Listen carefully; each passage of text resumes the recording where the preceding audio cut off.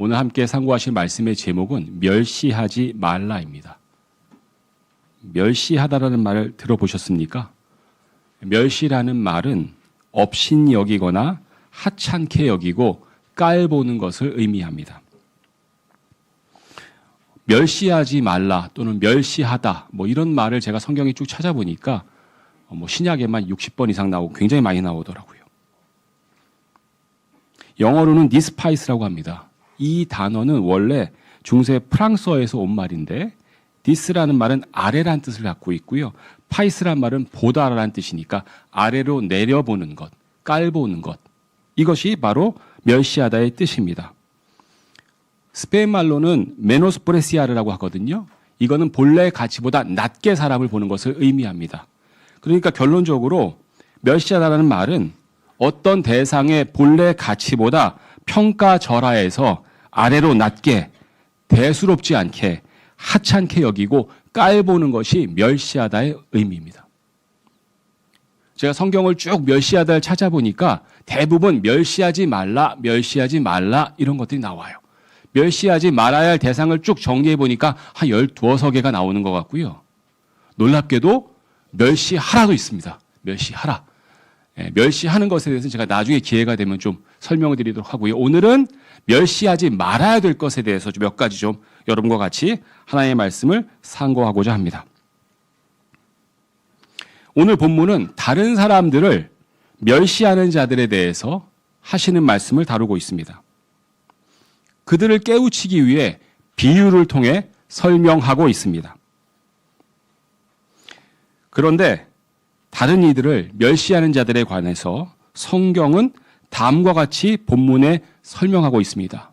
9절에 보니까 자신들이 의롭다고 하며 자신들을 신뢰하는 사람들이 다른 이들을 멸시했다라고 누가복음 18장 9절에 분명하게 나와 있습니다. 다른 사람들을 멸시하는 사람의 특징은 분명합니다. 자신들이 의롭다고 자랑합니다.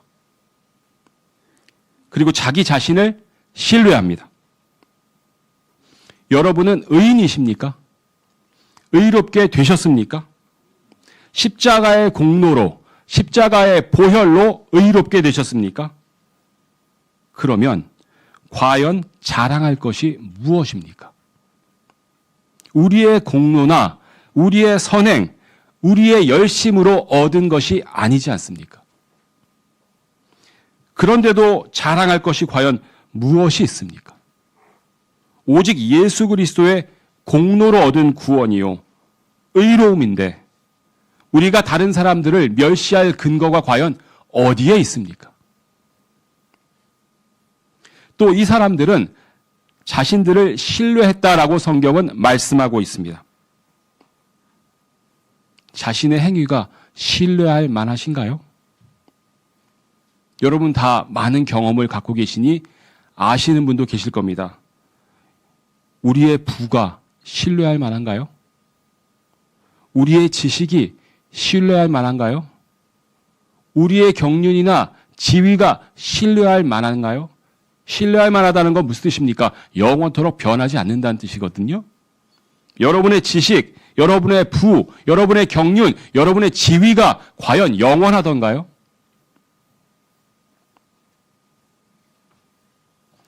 성경은 자신을 신뢰하지 말라고 하십니다.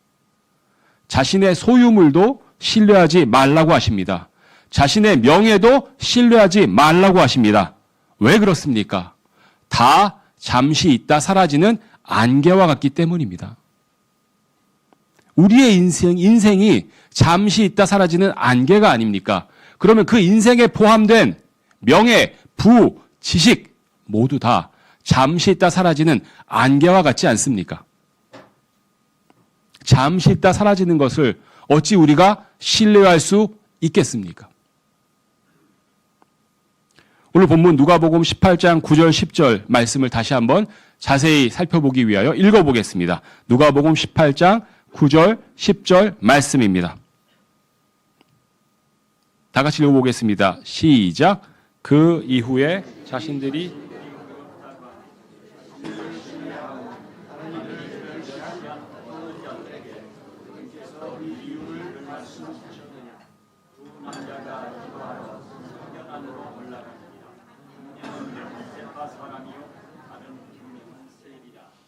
사실 이 이야기는 교회에 오래 다니신 분들은 다 아는 아주 유명한 이야기입니다. 주일학교에서 빠지지 않고 다루는 이야기입니다. 그럼에도 불구하고 우리가 중요한 교훈을 얻기 위해 이 내용들 다시 한번 살펴볼 필요가 있습니다. 이 비유에는 두 사람이 나옵니다. 바리새파에 속한 사람 한 명과 세리 한 명이 나옵니다. 그 바리새파에 속한 사람과 세리는 굉장히 대조적인 모습을 보여주고 있습니다.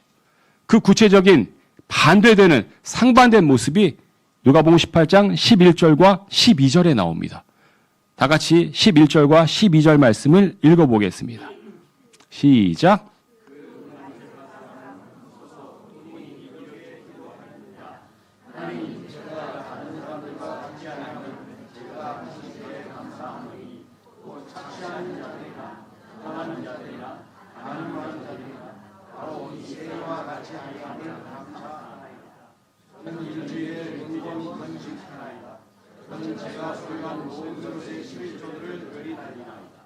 이 바리새파 사람들의 이야기를 다시 한번 자세히 하나하나 한번 살펴보겠습니다. 먼저 바리새파에 속한 이 사람은 종교적 열심이 가득한 사람이었습니다. 종교적 소신과 원칙이 분명한 사람이었습니다. 오늘날로 이야기하면 이슬람교 원리주의자처럼 원리에 의해 원리를 따라 목숨을 내던질 수 있을 것 같은 그런 사람입니다. 종교적 열정과 행위도 뛰어난 사람이었습니다. 바리새파는 율법을 철저하게 지키고 세속적인 영향을 피하기 위해 스스로 분리된 사람들이었습니다. 가만히 들어보면 우리하고 좀 비슷한 속성들이 있지 않습니까? 하나님의 교회를 따르는 사람들도 스스로 분리된 사람들이지요. 교회라는 말 자체가 분리되었다, 분리된 모임이라는 뜻을 갖고 있지 않습니까? 또 어떤 분은 종교적 열심이 가득한 분이 계실 수도 있고, 또 어떤 분은 종교적 소신과 원칙이 분명한 분도 계실 수 있습니다.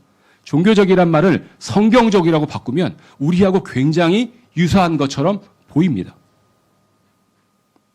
바리새파 사람들은 철저하게 세속적인 영향을 배제한 사람들이었기 때문에 경제적으로 부유하지도 않았습니다. 오히려 청비남을 자랑으로 여기는 사람들이었습니다. 청비남이 있었기 때문에 11조 드리는 것도 오히려 자랑이 되었습니다. 근데 이 바리새인이 감사한 첫 번째 제목이 무엇이었습니까? 다른 사람과 같지 아니한 것을 감사하나이다. 본인 스스로 다른 사람과 다른 것에 대해 감사하고 있습니다. 다른 사람을 멸시하는 사람의 또 다른 특징은 스스로 다르다는 것에 자부심을 갖고 있다는 사실입니다. 심지어 이 사실을 하나님께 감사드리고 있습니다. 그리고 종교적 열심을 자랑합니다. 어떤 종교적 열심을 자랑하고 있습니까? 일주일에 2번이나 금식을 한다고 되어 있습니다. 이것은 바리새파의 전통이자 자랑이었습니다. 혹시 우리도 스스로 다르다는 것에 자부심을 가지는 것은 아닌지 돌아봐야 합니다. 올바른 성경을 보는 것은 좋은 일입니다. 올바른 성경을 알게 하신 것은 감사할 일입니다. 당시 이스라엘 사회에서 착취하는 자는 죄인입니다. 악한 자입니다. 부당하는 자도 간음하는 자도 죄인이고 악한 자입니다. 세리도 악한 자고 죄인이었습니다. 바리새인은 본인이 그런 사람이 아닌 것에 대해서 감사하고 있습니다. 자, 무엇을 감사하는지가 중요합니다. 하나님께 감사하는 것은 나쁜 것이 아닙니다. 자신에게 베풀어 주신 하나님의 은혜에 감사하는 것은 좋은 것입니다. 권장할 만한 것입니다. 그러나 다른 사람과 다른 것에 대해 감사하는 것은 자신을 의롭다 여기고 자신을 신뢰하는 행위입니다. 다른 사람이 틀리고 자신이 옳다고 하는 생각에서 감사가 비롯된다면 그것은 잘못된 감사입니다. 교만한 감사요. 자기 신뢰에 기반한 감사이기 때문입니다. 그것은 하나님께 감사를 위장한 자기 과시거나 교만일 것입니다. 다른 사람이 틀렸고 내가 옳은 것이 감사한 것이라면 이것은 잘못된 것입니다. 올바른 성경을 보지 않는다고 해서 그 사람이 틀린 것은 아닙니다. 반대로 올바른 성경을 본다고 그 사람이 다 옳은 것도 아닙니다. 우리는 많이 볼 수 있지 않습니까? 그 사람의 행위가 아니라 그 사람의 마음의 태도가 하나님의 판단 기준이기 때문입니다. 한편 세리는 어떻습니까? 당시의 세리는 마치 일제강점기 때 세무징수원 또는 면장 정도 되는 위치였습니다. 그럼 일제시대 때 면장이었으면 부자일까요? 가난했을까요? 부자였을 거라고 저희는 추측합니다. 권력도 있었을 것입니다. 그런데 이스라엘의 입장에서는 매국노였습니다. 나라를 팔아먹은 죄인 중의 죄인이 세리라고 생각되었을 것입니다. 세리들은 경제적으로 부유했을 것입니다. 비록 동족들에게 멸시는 받았어도 풍족하게 살 수 있었을 것이고 정권을 뒤에 업고 부도 축적했을 것입니다. 요즘 말로 치면 친일 매국노였을 것입니다. 그런데 이들이 보여주는 태도가 상반됩니다. 누가복음 18장 13절 말씀을 같이 한번 읽어보겠습니다. 누가복음 18장 13절 말씀입니다. 시작.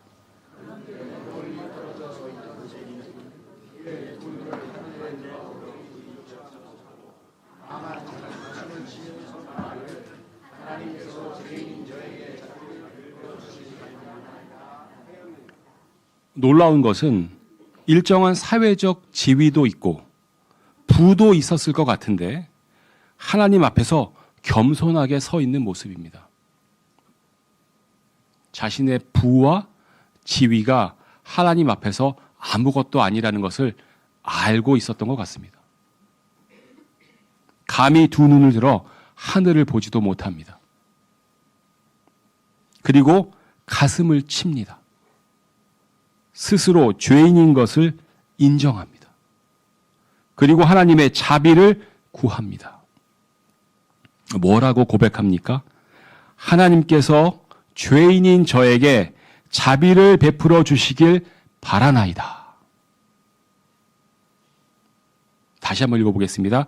하나님께서 죄인인 저에게 자비를 베풀어 주시길 바라나이다. 돈이나 사회적 지위가 하나님 앞에서 아무것도 아니라는 것을 잘 알고 있는 사람이었습니다. 하나님 앞에서 보잘것없는 죄인이 다른 사람이 아니라 옆에 앉아있는 형제 자매가 아니라 이웃이 아니라 바로 자기 자신인 것을 인정할 수밖에 없는 사람이었습니다. 거룩하신 하나님을 감히 올려보지도 못하는 사람이었습니다. 죄를 짓고 또 짓고 회개하고 또 짓고 이런 사람이 자기 자신인 것을 인정할 수밖에 없고 그러한 자신을 볼 때 너무나 스스로 한심합니다. 세상에 썩어질 것에 여전히 미련을 두고 있는 자신이 한탄스럽습니다.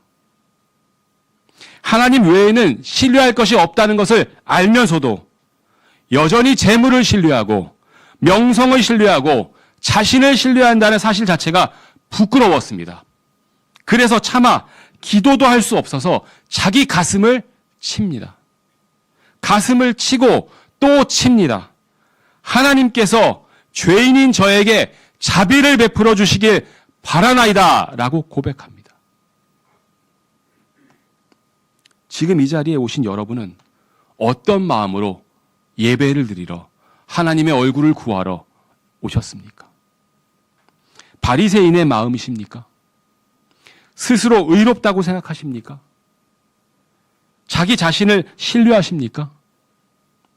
나는 올바른 성경을 보니까, 나는 올바른 구원의 교리를 갖고 있으니까 올바르지 못한 성경을 보는 사람과 다르다고 생각하십니까? 올바른 교리와 구원을 갖고 있지 못한 사람과 다르다고 생각하십니까? 여러분은 착취하는 자가 아닙니다. 여러분은 부당한 자도 아닐 것입니다. 여러분은 가늠한 자와 같지도 않을 것입니다. 맞습니다. 그래서 여러분은 세리와도 다르다고 생각하십니까? 다른 그리스도인보다 여러분 스스로 우월하다고 생각하십니까? 옆에 앉아 계신 형제 자매인들보다 여러분이 더 낫다고 생각하십니까? 그래서 혹시 옆에 앉아 있는 저 형제와 저 자매와 같지 아니함을 하나님께 감사하십니까? 올바른 성경을 모르는 다른 그리스도인과 같지 아니함을 하나님께 자랑스럽게 감사하시겠습니까? 또 여러분은 종교적 열심을 자랑하십니까? 일주일에 2번 금식하십니까? 날마다 10명 이상에게 복음을 전하십니까? 날마다 2시간 이상씩 성경을 읽고 공부하십니까? 올바른 성경에 관한 지식과 올바른 교리에 관한 지식에 이제 통달하셨습니까? 그래서 여러분은 다르다고 생각하십니까? 누가복음 18장 14절 말씀을 같이 한번 읽어보겠습니다. 누가복음 18장 14절 말씀입니다. 자, 찾으셨으면 같이 읽겠습니다. 시작.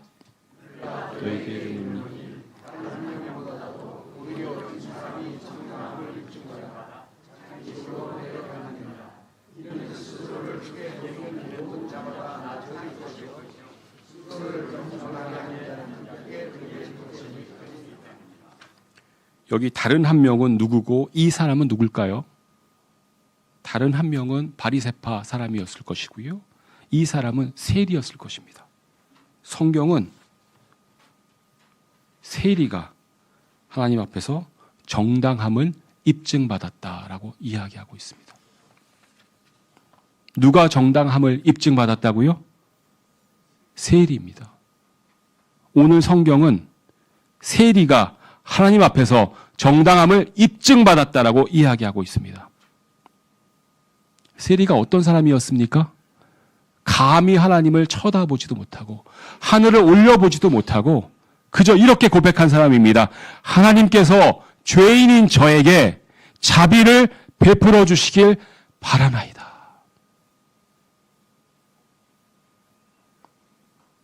하나님 앞에서 정당함을 입증받는 방법은 종교적 열심이 아니었습니다. 뛰어난 성경적 지식도 아닙니다. 금식도 아닙니다. 복음 전파와 거리 설교도 아닙니다. 아름다운 찬양도 아닙니다. 봉사도 아닙니다. 그저 하나님 앞에서 낮아지고 겸손한 태도가 필요할 뿐입니다. 그저 하나님 앞에서 하나님께서 죄인인 저에게 자비를 베풀어 주시길 바라나이다 고백하는 것입니다. 이 사람이 정당함을 입증받았다고 성경은 말씀하고 있습니다. 왜 그렇습니까?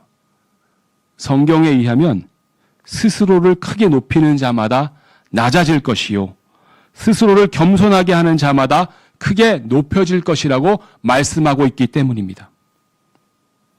스스로를 높이는 자는 하나님 보시기에 아무것도 아닙니다. 여러분, 죄인인 우리가 스스로 높아져 봤자 얼마나 높겠습니까? 죄인인 우리가 하나님 앞에서 스스로를 높여봤자 얼마나 더 높일 수 있겠습니까? 만약에 여러분이 만들어낸 업적, 행위, 열심으로 하나님께 자랑할 것이 있다면 하나님의 은혜가 무엇입니까?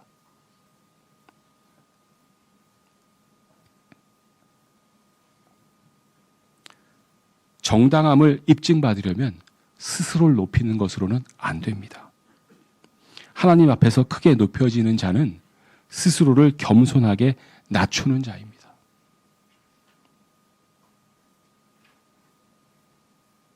제가 개인적으로 김영규 선생님께 정말 감사드리는 것은요.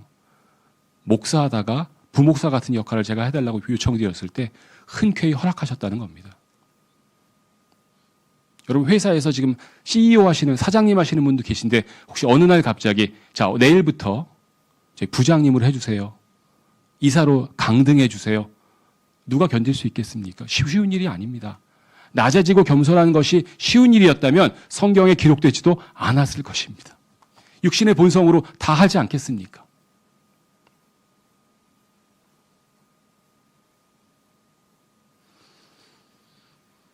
스스로를 크게 높이는 모든 자는 낮춰질 것이라고 성경은 분명히 말씀하고 있습니다. 그러면 우리는 다른 이들을 멸시해서는 안 됩니다. 누가복음 18장 9절 말씀을 다시 한번 읽어보겠습니다. 누가복음 18장 9절입니다. 같이 읽어보겠습니다. 시작. 자신들을 신뢰하고 다른 이들을 멸시한 어떤 자들에게 그분께서 이 비유를 말씀하셨느니라. 다른 이들을 멸시하는 것은 자신들을 의롭다고 하고 자신들을 신뢰하기 때문에 그리 되는 것이라고 성경은 분명하게 말씀하고 있습니다. 자신들이 스스로 의롭다고 하는 사람이 예수님의 피로 더 의로워질 것이 있겠습니까? 자기 자신을 신뢰하는 사람들이 주 예수 그리스도를 의지할 것이 과연 무엇이 있겠습니까? 스스로 의지해도 충분하지 않겠습니까? 오늘 성경은 태도와 자세에 문제가 있다고 이야기하고 있습니다. 여러분은 하나님 앞에서 무엇을 신뢰하십니까? 하나님입니까? 여러분 자신입니까? 혹시 스스로 의롭다고 자랑할 수 있는 분이 계십니까? 주 예수 그리스도의 십자가의 피로 의롭다함을 얻었지만 날마다 하나님의 은혜를 구해야 하는 것이 저와 여러분 아닙니까? 주 예수 그리스도의 은혜가 아니고서는 감히 하나님 앞에서 얼굴도 들 수 없는 사람들이 바로 저와 여러분 아닙니까? 우리는 하나님 앞에서 겸손한 자세와 태도로 이렇게 고백할 수 있어야 합니다. 하나님께서 죄인인 저에게 자비를 베풀어 주시길 원하나이다. 왜냐하면 이것이 진실로 사실이기 때문입니다. 다른 사람들을 멸시하는 것에 대해서 좀 더 성경에 근거하여 살펴보겠습니다. 먼저 성경은 경제적 부유함에 따라서 사람을 멸시해서는 안 된다고 말씀하고 있습니다. 야고보서 2장 5절 6절 말씀입니다. 야고보서 2장 5절 6절 말씀. 같이 한번 읽어볼까요? 야고보서 2장 5절 6절 말씀입니다. 시작. 하나님께서 이 세상에 가난한 자를 믿음 안에서 부유한 자로 선택하시고 그분께서 자신을 사랑하는 자들에게 약속하신 왕국의 상속자로 선택하신 것이 아니냐. 가난한 자들을 멸시하느니라. 부유한 자들은 너희를 악취하고 너희를 심한 속들로 끌어가지 아니하느냐. 가난한 사람들을 멸시해서는 안 됩니다. 비록 경제적으로 가난하다 할지라도 믿음 안에서 부유한 자들이 있을 수 있기 때문입니다. 하나님의 평가 기준은 재산의 유무가 아니라 믿음이기 때문입니다. 따라서 가난한 자들을 멸시할 수 없습니다. 그러면 부자는 멸시해도 됩니까? 디모데전서 6장 1절 2절 말씀을 같이 한번 읽어보겠습니다. 디모데전서 6장 1절 2절 말씀입니다. 디모데전서 6장 1절 2절 말씀입니다. 찾으셨으면 같이 한번 읽겠습니다. 시작. 자기 주인들의 주인을 전적으로 존경하기에 합당한 자로 여기도록하라. 이는 하나님의 영광 그분의 교리가 모독받지 않게 하려 그런 주인들을 등자는 그들로 하여금 주인들을 멸시하지 않도록 하라. 이는 그들이 형제들이기 때문이라. 그보다는 오히려 그들을 섬기라. 이는 그들이 신실하고 사랑을 받으며 은택의 동참자들이 때문이라. 이러한 것들을 가르치고 권면하라. 주인이든지 사장이든지 부자든지 우리는 멸시하면 안 됩니다. 성경은 자신의 주인들을, 자신의 사장님들을 존경받기에 합당한 자로 여기라고 말씀하십니다. 그들을 존경하지 않으면 하나님의 이름과 교리가 모독받는다고 말씀하십니다. 그래서 믿는 주인인 경우에 멸시하지 말라고 하십니다. 당시에는 로마 시대에는 노예제도가 분명히 존재했죠. 집주인과 노예가 같이 교회에 나온 일들이 있었습니다. 같이 교회에서 형제자매니까 주인은 마땅히 교회 안에서 그 노예를 존중해 줬어야 합니다. 반대로 노예도 우리 똑같이 이제 형제자매니까 너나 나나 똑같아 라고 하고 세상에서 주어진 그 체계를 무시하는 일이 있으면 안 된다고 성경은 이야기하고 있습니다. 서로 존중해야 될 것이 있다라고 이야기하고 있습니다. 같은 형제자매니까 동등한 것 아닙니까? 세상에서는 주인과 종이지만, 세상에서는 사장님과 종업원이지만, 교회에서는 동등하니 같은 형제이니 오히려 교회 안에서 멸시하는 일이 있었던 것 같습니다. 누가 누구를 섬기라고 하십니까? 세상에서 종인 사람들이 세상에서 주인인 자를 오히려 교회 안에서 섬기라고 말씀하고 있습니다. 세상에 지위가 높은 사람이나 부유한 자가 교회에 오면 그는 배척받을 자입니까? 멸시받을 자입니까? 그들도 존중받아야 할 형제입니다. 다시 말해서 경제적 부유함이나 사회적 지위에 따라 존중과 멸시의 차별이 있으면 안 됩니다. 그들의 지위나 부유함에 상관없이 모두를 멸시하면 안 됩니다. 모두를 존중해야 합니다. 그것이 하나님의 이름과 그분의 교리에 합당한 일이며 그분의 이름과 그분의 교리가 모독받지 않는 것이라고 성경은 말씀하고 있습니다. 또 생각이 다른 사람을 멸시해서도 안 됩니다. 로마서 14장 1절부터 3절까지의 말씀입니다. 로마서 14장 1절부터 3절까지의 말씀입니다.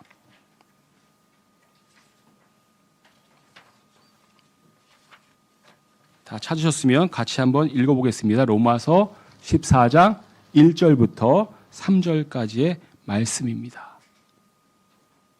같이 읽어볼까요? 시작. 너희가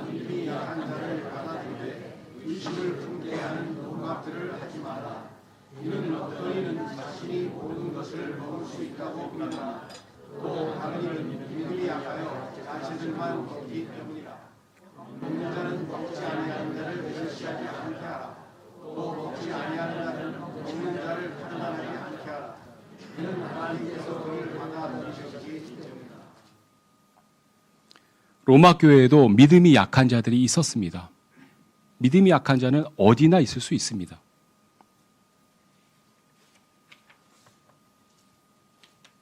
여러분 아시겠지만 성경의 근거에서 이제 신약 시대에는 모든 음식을 축복 가운데 먹을 수 있습니다.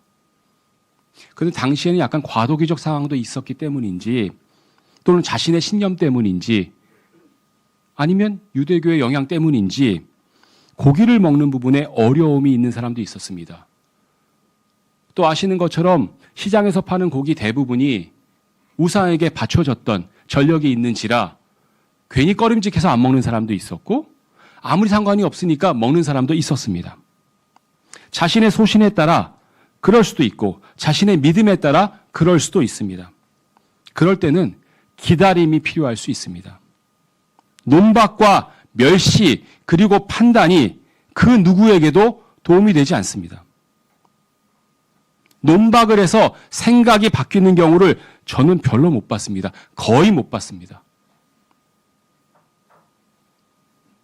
어떤 사람이 성경적으로 틀린 생각을 갖고 있다고 해서 성경 들이대고 너 성경적으로 틀렸으니까 바꾸지 않으면 비성경적이야. 심지어 어떤 사람은 사탄적이야. 그 얘기 듣고 그 사람들이 생각을 바꿨을까요? 참으로 하나님 말씀이 맞습니다. 바꿨을까요? 대부분의 사람들은 기분 나빠서 안 바꾸더라고요. 멸시와 판단이 생각을 바꾸는 경우는 거의 없습니다.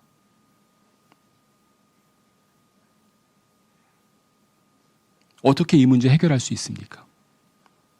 만약 우리가 우리 자신을 향하여 살지 않고 자기 자신을 위해 죽는 자가 아니라면 이 전제 가운데에서 하나님께서 우리를 올바른 길로 인도해 주실 것입니다. 로마서 14장 6절 7절 말씀을 같이 한번 읽어보겠습니다. 로마서 14장 6절 7절 말씀입니다. 다 찾으셨으면 로마서 14장 6절 7절을 한 목소리로 한번 읽어보겠습니다. 시작.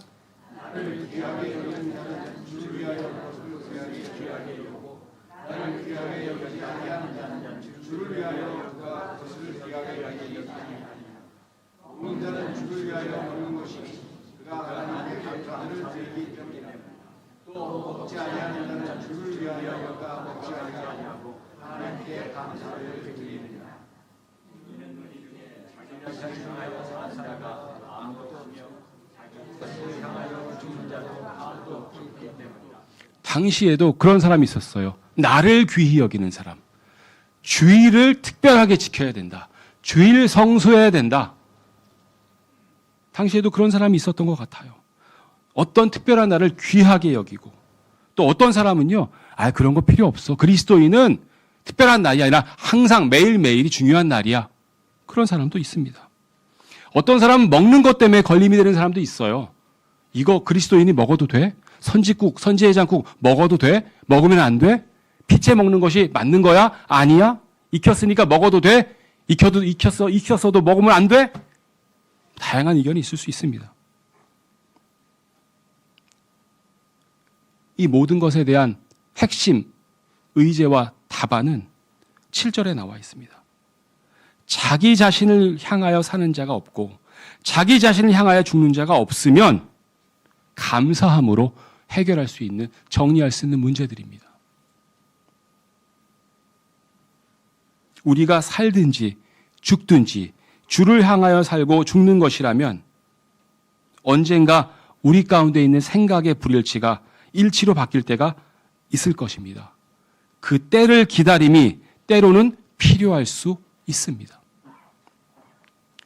정리하겠습니다. 오늘 우리는 멸시하지 말라는 하나님의 말씀에 대해서 배웠습니다. 성경은 다른 사람들을 멸시하지 말라고 말씀하십니다. 멸시하는 사람은 스스로를 의롭다고 하는 사람입니다. 자신을 신뢰하는 사람입니다. 멸시하는 사람은 다른 사람과 자신이 다르다는 사실에 감사하는 사람입니다. 하나님께서 자신을 받아주심에 감사하는 사람이 아니라 자신이 다른 사람보다 의롭고 신뢰할 만한 사람인 것을 감사하는 사람입니다.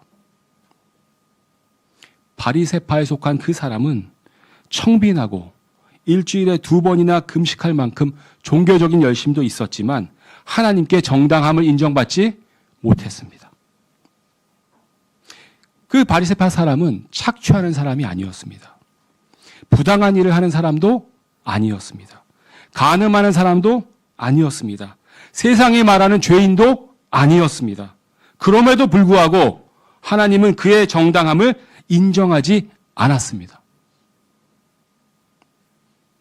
하나님께서 인정하시는 정당함은 종교적 열심에 있지 아니하고 가난함이나 의로움에 있지도 않습니다. 하나님께서 인정하시는 정당함은 세리에게서 찾을 수 있습니다. 그는 감히 두 눈을 들어 하늘을 보지도 못하는 사람이었습니다. 부유한 사람이었지만 마음은 한없이 낮아졌습니다. 다만 자기 가슴을 치면서 애통하는 사람이었습니다. 그리고 고백합니다. 하나님께서 죄인인 저에게 자비를 베풀어 주시길 바라나이다. 하나님께서 귀히 여기시는 것은 청빈함 자체가 아닙니다. 재물의 많고 적음 자체가 아닙니다. 종교적 열심도 아닙니다. 11조를 잘 내는 것도 아닙니다. 금식을 열심히 하는 것도 아닙니다. 그저 자신의 죄를 인정하고 자신의 나약함을 인정하고 자신의 부족함을 인정하고 하나님의 자비를 구하는 마음과 태도입니다. 하나님께서는 이 마음과 태도를 귀중히 여기십니다. 따라서 우리는 가난한 자이든지 부자이든지 지위가 높은 사람이든지 낮은 사람이든지 멸시하면 안 됩니다. 그 사람의 소유나 주인됨이 명예가 멸시의 근거가 될 수 없기 때문입니다. 또 우리는 생각이 다른 사람들을 멸시해서도 안 됩니다. 아직 믿음이 연약해서 딱딱한 음식을 받아들이지 못하는 사람들이 있을 수 있습니다. 그 사람의 마음과 중심이 하나님께 올바로 서 있다면 우리는 기다려줘야 합니다. 우리가 살든지 죽든지 주를 향하여 산다는 공통 분노가 있다면 우리 가운데 있는 생각의 불일치가 일치로 바뀔 때가 있을 것입니다. 그 때를 기다림이 때로는 필요할 수 있습니다. 사랑하는 형제 자매 여러분, 하나님 앞에서 바리새파에 속한 그 사람처럼 자신의 종교적, 성경적 열심을 자랑하시겠습니까? 자신의 의와 자신에 대한 신뢰로 인해 교만 가운데 자신을 내어놓으시겠습니까? 그 잘못된 열심으로 인해 다른 사람에 대한 판단과 정죄로 인해 하나님께 정당함을, 의롭다함을 인정받지 못한다면 무슨 의미가 있습니까? 우리 모두 세리처럼 겸손한 마음으로, 낮은 마음으로 기도하기를 원합니다. 하나님께서 죄인인 저에게 자비를 베풀어 주시길 바라나이다. 이 고백이 우리 모두의 고백이 되기를 원합니다. 이 고백을 통해서 우리의 정당함이 하나님 앞에서 입증받기를 원합니다. 기도하시겠습니다. 하나님 아버지, 세일이처럼 저희 자신의 죄를 하나님께 인정합니다. 주님 도와주시옵소서.